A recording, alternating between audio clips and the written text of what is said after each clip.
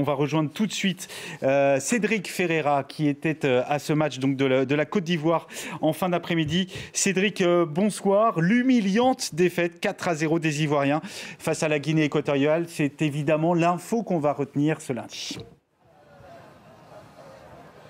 Ah, c'est ce qu'ont vécu les Ivoiriens, une vraie humiliation, même une catastrophe nationale. Qui aurait pu prédire un tel scénario? C'était difficile d'assister à ce triste spectacle. Il suffisait de voir la mine déconfite de la légende Didier Drogba dans les tribunes pour comprendre ce qui était en train de se passer.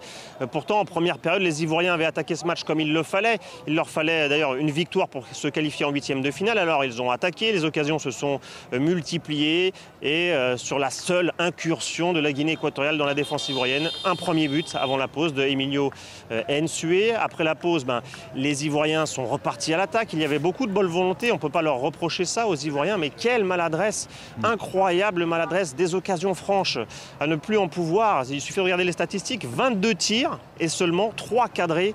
Dans ces conditions difficiles de pouvoir espérer mieux, et ce qui devait arriver arriva. Deuxième but de la Guinée équatoriale à la 73e minute. Dans la foulée, un troisième, encore une fois d'Emilio Nsue, et puis ce quatrième pour clore ce triste spectacle.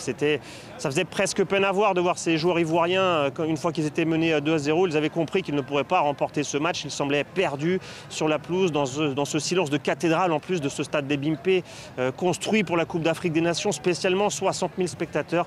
C'était une atmosphère très très particulière, et après cette défaite, de toute façon, le sélectionneur Jean-Louis Gasset ne s'est pas caché, il a assumé sa responsabilité.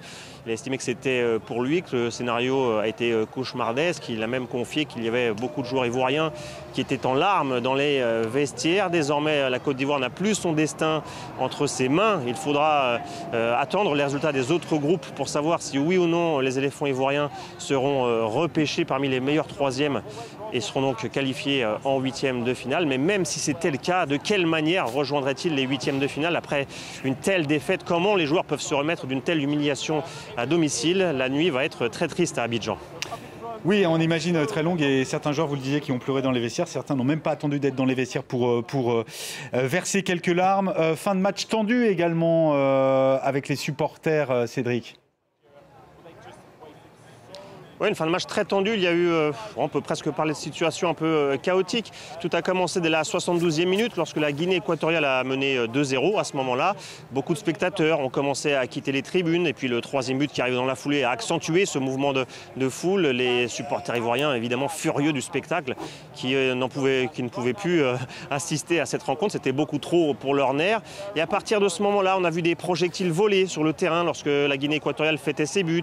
Un renfort des sécurités tout autour du terrain, des tentatives d'intrusion même. Heureusement, ces supporters ont été contrôlés par les forces de sécurité et même les gendarmes qui se sont positionnés tout autour du terrain. On a vu les joueurs ivoiriens aussi escortés pour quitter la pelouse. Et puis après, cette confusion a continué dans les sous-sols, puisque tous les journalistes étaient présents en zone mixte, forcément pour recueillir les prestations, pour recueillir les déclarations des joueurs ivoiriens. Et les minutes ont passé, les heures ont passé, plus de 3 heures d'attente pour voir les joueurs ivoiriens finalement passer dans la zone mixte sans s'exprimer. Aucun joueur ne s'est arrêté. Alors pourquoi une telle attente? Eh bien parce qu'en fait la CAF, les représentants de la CAF sont venus voir les journalistes pour dire qu'ils bloquaient pour l'instant le départ des bus, car en dehors du stade, la situation était confuse. Il y avait quelques actes de tension, de violence. Certains témoins nous ont fait part de gaz lacrymogène tiré par la police. On a vu sur les réseaux sociaux aussi des bus caillassés, et finalement les joueurs des deux équipes ont fini par quitter ce stade, mais il y a eu une certaine confusion quand même. Et d'ailleurs nous avons interrogé certains de ces supporters qui ont quitté ce stade à la fin de cette humiliation pour la Côte d'Ivoire, et je vous propose de les écouter. On a toujours dit que Gasset ne peut pas faire le poids. Quand on regarde son palmarès même dans le championnat français, qu'est-ce qu'il a fait à Bordeaux? Rien. Qu'est-ce qu'il a fait au PSG? Rien du tout. Mais le président de la FIFA, on a toujours dit que on ne veut pas le Gasset. Comment la Côte d'Ivoire peut être humiliée à cette canne? C'est pas possible. Ça fait mal au cœur, j'ai mal au cœur. Moi, mon problème, c'est l'équipe. Le sélectionneur, il fait son classement, mais c'est à l'équipe de montrer aussi que non, aux joueurs de montrer que voilà, ils sont capables de montrer ou bien de faire quelque chose. Ce sont tous des professionnels, ils jouent comme on appelle en Europe là-bas. Ou bien l'entraîneur, il fait ce qu'il a à faire, mais le reste, c'est aux joueurs de faire ce qu'il peut faire. Voilà pour ces supporters très en colère et la cible est toute trouvée. Le sélectionneur Jean-Louis Gasset, on va quand même attendre la fin de cette phase de groupe pour connaître l'avenir de cette Côte d'Ivoire dans sa Coupe d'Afrique des Nations. Merci Cédric, on vous retrouve évidemment demain. Merci pour votre analyse messieurs. On l'a entendu, des supporters très très en colère, des joueurs, le staff également un peu groggy sur cette pelouse, sur le banc, des journalistes également et des téléspectateurs. On était devant notre télé. À peine croyable le spectacle qu'on a vu aujourd'hui à Mpemé. Disons que la difficulté de cette équipe, elle a été surtout mentale. Parce que pour moi, il y a deux rencontres. C'est l'échec mental aujourd'hui des Ivoiriens? Oui, c'est un échec mental. C'est qu'en fait, d'avoir perdu contre le Nigeria, les a mis dans une situation où ils étaient, allez, on va dire, dans l'obligation de gagner. Et ça leur a coupé les jambes. Mais pour moi, il y a deux rencontres dans la rencontre. Il y a jusqu'au moment du but équato-guinéen où la Côte d'Ivoire a le sentiment de maîtrise, 70% de possession de balles. Avec des occasions. Des occasions et plaisantes à avoir joué. Et ensuite, dès qu'ils prennent le but, déjà un but, on se demande comment est-ce qu'on a pu pénétrer à ce point de la défense. La défense apathique. Et puis totalement apathique, vraiment un laxisme défensif. Et à partir de ce moment, ils ne reviennent pas. Et ils ne sont pas aidés par les 2 buts refusés par la VAR. Et une fois que le deuxième... Justement refusé, hein. Oui, justement oui, refusé. Justement refusé. Mais une fois que le deuxième but est arrivé, là, il n'y avait plus personne. Moi, c'est vrai que, paradoxalement, je trouve qu'on avait quand même vu, lors du premier match, une équipe de Côte d'Ivoire qui s'est imposée, mais qui avait montré quelques lacunes. Le deuxième match a été raté complètement, tu le disais, contre le Nigeria. Et j'ai trouvé qu'on a vu quand même des bonnes qualités de la Côte d'Ivoire. Alors, c'est vrai, quand on regarde le score, le 4-0, on se dit, effectivement, ils sont passés à côté. Pas vraiment. Et je trouve que même après le but encaissé en première période, je trouve que le retour au vestiaire a été pas mal pour les Ivoiriens. Ils ont été plutôt bons à l'image d'un Sangaré. Non, mais avec une réussite exceptionnelle quand même des Équato-Guinéens. D'efficacité donnée par la Guinée équatoriale. Efficacité devant, on l'a vu avec Nsoué, le joueur de 34 ans, qu'on est à 5 buts maintenant dans la compétition. Et puis efficacité aussi avec un gardien. C'est ce qui manque à cette équipe de Côte d'Ivoire. Et c'est là où peut-être qu'on peut déjà, même s'il faut attendre, et en effet, commencer à se poser des questions sur Jean-Louis Gasset. Le cas de il avait fait des choix forts quand même, François, en titularisant Pépé, en titularisant également Diakité. Il était très actif, notamment en première période. C'est vrai, mais par exemple, il n'y a pas d'avancante, il n'y a pas de buteur. Pas assez de malice peut-être pour Pépé sur ce... Oui, il doit tomber, sur cette action. Mais après, je trouve qu'il y a une question aussi. Pourquoi avoir pris Haller, qui pour l'instant n'a pas pu jouer de match, blessé à la cheville? Et c'est un attaquant, un avançante qui manque à cette équipe. En face, il y a Nsoué qui marque les buts, qui marque les buts quand il faut. Là, il n'y a pas eu de réussite. C'est vrai qu'il manquait un avançant. Kwame, il a une énorme occasion à un moment donné face au gardien. Il a une énorme occasion, et Pépé aussi. En fait, c'est vrai qu'il manquait un avançant dans la surface de réparation, mais Haller était insuffisamment rétabli. Et je sais que je le disais hier, de penser qu'il allait apporter une solution, c'était la preuve qu'on était en difficulté côté ivoirien.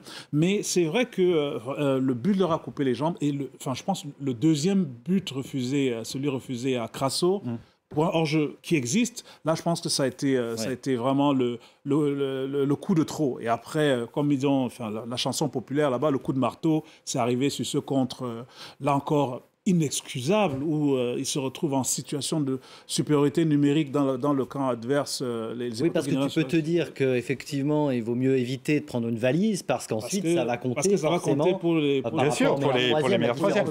C'est important, donc prendre ce 4-0, il ne faudrait pas qu'il regrette le 3e ou 4e but inscrit par la Guinée équatoriale. Cédric, il l'évoquait dans son direct, si ça passe quand même pour la Côte d'Ivoire, il y a quand même des scénarios qui permettraient donc aux Ivoiriens, malgré cette humiliante défaite aujourd'hui face à la Guinée équatoriale, si ça passe quand même pour les éléphants, dans quel état d'esprit ils vont se retrouver?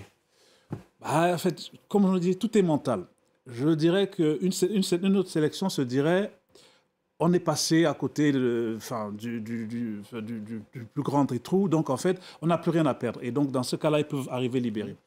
Mais est-ce qu'en se qualifiant, ils arriveraient à transcender la pression qui pèse sur eux? Parce que je ne sais pas pour dénigrer l'équipe équato-guinéenne qui finalement est bonne, puisqu'on a pensé que le Nigeria avait fait un mauvais résultat lors de la première rencontre, mais en réalité, c'est que l'équipe équato-guinéenne a une forme d'efficacité. De continuité, et elle confirme aussi ces résultats. Elle va très vite vers l'avant, donc il y a un vrai projet de jeu. Mais là, il faudrait savoir si les Ivoiriens sont capables justement de se repenser, de se dire... Voilà, après, il y a l'effet miracle. L'effet miracle, on est miraculeusement qualifié, si c'est le cas, pour la suite de la compétition. Après un 4-0, on ne sait jamais. Il y a des joueurs qui peuvent se révéler aussi peut-être dans cette deuxième partie. Effectivement, là pour l'instant, ils sont... C'est là où on va voir les hommes dans le vestiaire. Et on comprend qu'effectivement, c'est compliqué. Moi, je trouve par exemple le milieu de terrain qu'on avait présenté à juste titre comme un des milieux de terrain les plus, sur le papier, les plus beaux, Kessié, Sangaré, Fofana, je trouve qu'ils sont décevants depuis le début de la compétition. Kessié qui est très absent, moi, je trouve. Capitaine, absent depuis 3 matchs. Et puis sur le plan mental, effectivement, parce que quand on voit la réaction de Gasset après le deuxième but, ce coup franc, on le voit se décomposer. C'est vrai qu'après, lui-même, il fait des changements. Il a du mal à le croire, on a l'impression. Il est désemparé. Il est désemparé. Puis après, il fait rentrer tellement d'attaquants que je crois il a essayé beaucoup de choses. Il termine à 2 défenseurs. Il a essayé beaucoup de choses, notamment offensivement. Et pour l'instant, il n'y a rien qui... Mais c'est ce qu'on va sans doute lui reprocher aussi, d'essayer trop. Pourquoi pas avoir essayé avant? Alors après, c'est vrai qu'il y a le cas Haller qui interroge. Voilà, par exemple. Et Crasso qui a joué, il a fait une bonne mi-temps lors du premier match, mais il était transparent contre le Nigeria. Donc on change. Mais là, on voit que Kwame, pour l'instant, c'est pas ça non plus en attaque. On fait confiance à Pépé. Il y a même Gradel qui est rentré en jeu à un moment donné. Il faut absolument que Haller, si ça passe, et Adingra aussi, qu'on a vu quelques minutes, puisse justement faire jouer la concurrence dans cette équipe de Côte d'Ivoire pour rebooster un petit peu tout le monde.